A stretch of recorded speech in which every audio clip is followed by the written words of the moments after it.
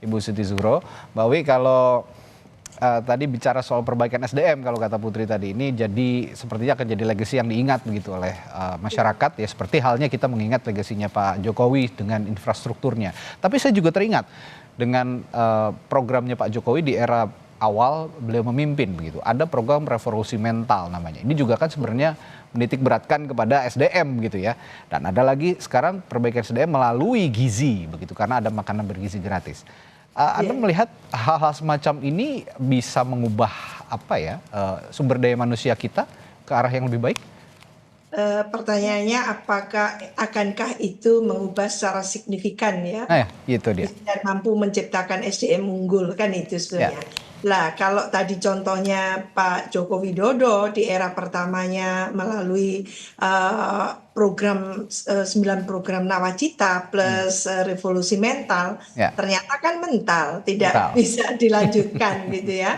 Di periode Oke. kedua sama sekali tidak mendengar lagi kita tentang revolusi mental itu. Ya, Maka digantikan dengan 5 unggulan, program unggulan yang tentu itu hanya mencakup infrastruktur, investasi, lalu reformasi birokrasi nasional, APBN yang efektif, lalu kalau tidak salah juga menarik investor, kan gitu ya. ya.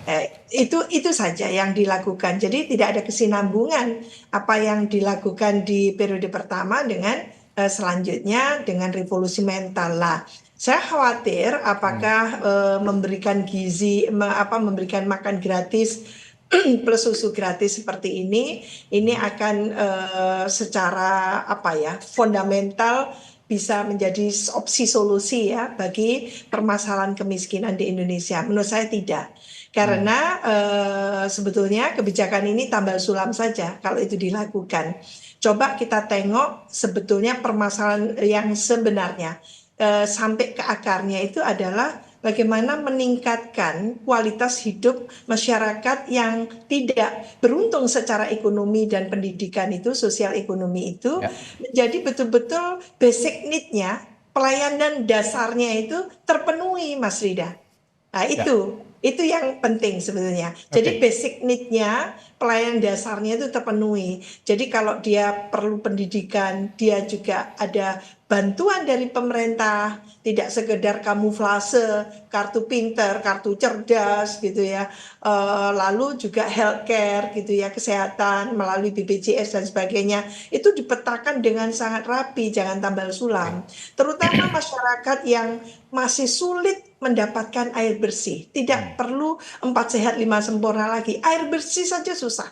Lah, ini dulu yang diberikan solusi-solusinya. Bagaimana masyarakat yang di perbatasan pulau terluar, yang hidupnya luar biasa sangat mengenaskan gitu kan. Itu dulu yang di touching, yang disentuh kan gitu. Ya. Baru ada katakan itu yang menurut saya mungkin roadmap-nya itu dilakukan, pemetaan dilakukan, pasti negara sudah punya data itu, tinggal bagaimana membuat tahapan-tahapan yang sangat terukur sehingga katakan mungkin 100 hari pertama identifikasi dan melakukan prioritas, jadi penekanan terhadap program-program unggulan tertentu yang bisa langsung bisa dilihat kan gitu. Nah terus 1 semester pertama, 6 bulan pertama, 1 tahun pertama dan seterusnya gitu ya, dengan catatan tidak ada bongkar pasang dari Ya. kabinet dan sebagainya. Maka inilah sebetulnya waktu-waktu menjelang pelantikan penetapan menteri dan wakil menteri, pimpinan lembaga, badan dan sebagainya, itu dipastikan betul-betul adalah orang yang tidak lalu surut ketika melihat birokrasi Indonesia yang masih perlu dibenahi kan itu. Oke. Jangan melihat mereka yang memimpin perusahaan. Perusahaan kan bukan NKRI, hanya perusahaan segitu aja gitu ya. Ya. Begitu pegang birokrasi, dia itu sampai biasanya kakinya di bawah-bawah. Nah Oke. itu paham nggak kira-kira Ya. ketika pemimpin birokrasi yang sangat rumit seperti itu?